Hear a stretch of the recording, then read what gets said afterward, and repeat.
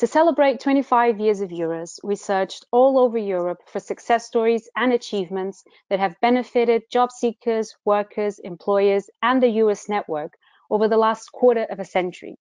The story you're about to hear features in a collection of EURES 25 podcasts, so make sure you check out the rest of them on the EURES portal.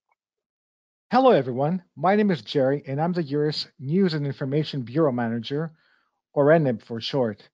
I'd like to welcome you all.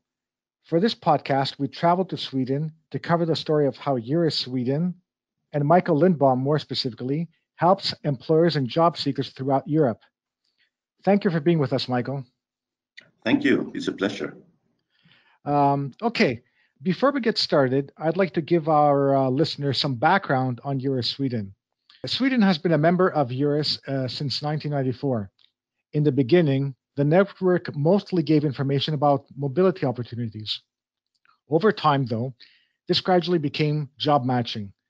Young people were matched abroad, and the country recruited doctors, craftsmen, and forest workers.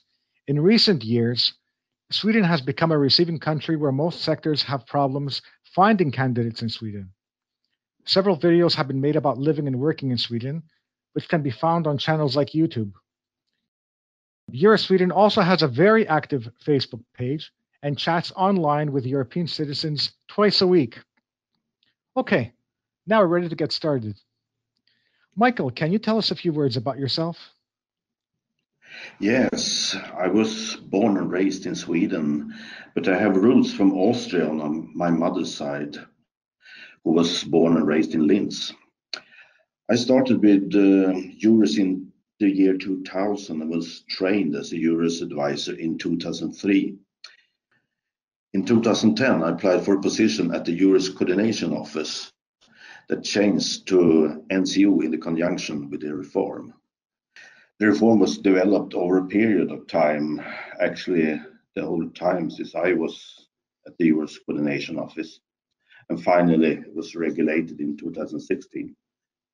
The reform is regulated by several articles, and among them opening up for other organizations than PES to provide EURES services. A program cycle was developed at the same time where EURES members describes their planned action for the coming year, and the working program is evaluated and reported on by the NCOs. I'm currently in charge of this task, which I find very interesting. This is because I was involved in the development of the program cycle and the performance measurement system, PMS, a standardized new way of reporting on EURES work across all countries. Before the PMS, all EURES countries was reporting in a different way. How did you first get involved with EURES? Well, I heard of it during my training to be an employment officer in '95, but it wasn't until 2000 that I applied for a position to be an international employment officer.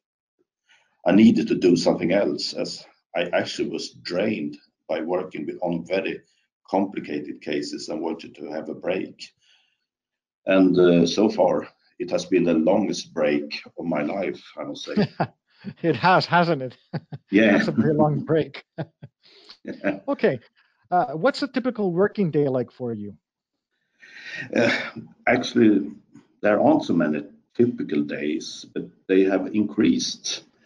Measuring activities performed by EURES members, activities like recruitment to Sweden, recruitment abroad, collecting CVs, and more.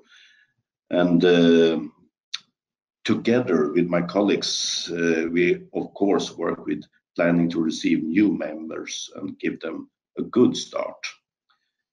I'm also involved in the digitalization of EURES processes and how we can be more efficient by using modern and helpful tools.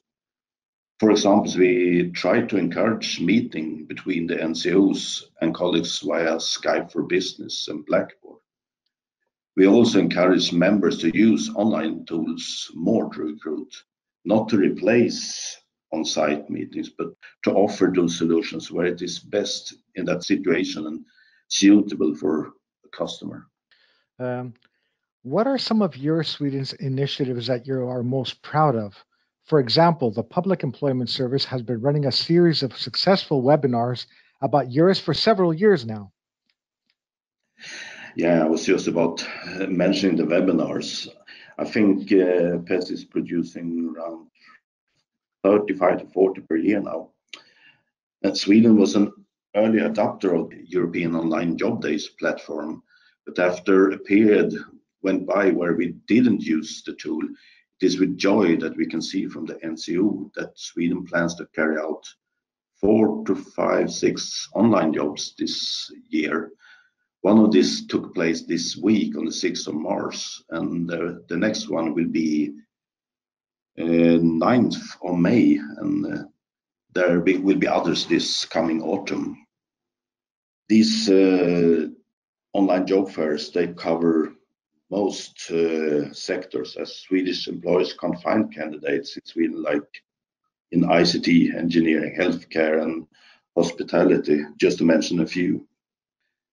Today, EURES advisors are in contact with employers and job seekers through several channels, which is both natural and necessary to attract customers in using EURES services. They talk through Skype, FaceTime, chat, and any form of web meetings. My colleagues told me to mention one thing that I started in 2003 and is still running. We invited German students to come to Sweden for a shorter period to train at job centers. These students studied to be employment officers at Bundesagentur in Germany. Has the nature of your job changed since you joined EURES, for example, with respect to technology, cooperation with a network and employers? Yes, definitely. We can see less traveling and more connections over online, so to say. We have some meetings with other NCOs via Skype for Business or Blackboard. Of course, traveling is fun, but it's also time consuming and, of course, not so environment friendly. From an NCO perspective, it's always good to have some colleagues in Europe you know well. Whether you travel or meet online, you get really good results very fast. But that's just the purpose of a network, and any network, I would say. Sweden is an important destination country for EU job seekers. How has EURES Sweden adapted to the interest and subsequent influx of people coming to the country? I would say that bigger companies in several sectors, they work with English as a working language, especially when it comes to positions with higher educations. You can see in restaurants today, it's more Italian, Spanish food served. In hospitals, Sweden wouldn't manage without healthcare professionals from across Europe. To meet this tremendous interest shown in working in Sweden, there are several methods developed and used, as the network can't be in every corner and visit every event in Europe. Webinars are produced with the topics like how to apply for a job in Sweden, how to write a CV, and more. And they are very popular. In addition to this, we had a weekly chat twice every week nowadays, and the Facebook page are answering incoming questions that comes in every day from customers all over Europe. And of course, we encourage members to write and publish success stories. And as we say, if you are not seen, you actually don't exist. That's correct, isn't it? Yeah, really. Yeah. Okay. What jobs are most in demand in Sweden? And which country do you record the biggest influx of people from? Most sectors are in need of staff today. We are looking for ICT people, engineers, doctors, nurses, pharmacists, chefs, lorry driver, teachers, In cooperation with countries like Spain, Italy, and Greece, we find solution to our bottlenecks problems. We also get some people from Finland, and in some cases also from Eastern Europe. Okay, that's very interesting. Yeah, In your opinion, what is the added value of EURES? it's definitely the network.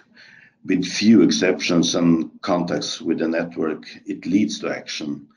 As we know which country can deliver and in any form can cooperate with Sweden, whether it is for incoming and outgoing. The exceptions are mostly where a country they can't deliver or help us because they don't have staff enough to deliver your services. As you know, not every country has Euro staff that works full time. Yeah, that's right. Okay, on a personal level, what is the best part of working for EURES? For me, I was always interested in people, other culture, and learning so I can develop my own capacity.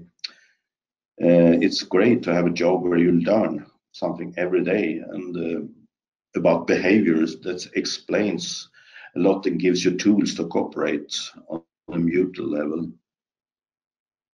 This also demands a humble approach if you want to learn something new. By meeting other Europeans, I believe even more strongly that borders only do harm to people. Finally, are there any words of wisdom or advice you would like to share with new colleagues across Europe? An open mind will give you an opportunity to grow both personally and professionally. You will probably learn something new every day. And who knows, in addition to your professional development, you might find friends for life. Okay, Michael, thank you very much. Thank you. And this brings to an end yet another one of our podcasts. Goodbye for now.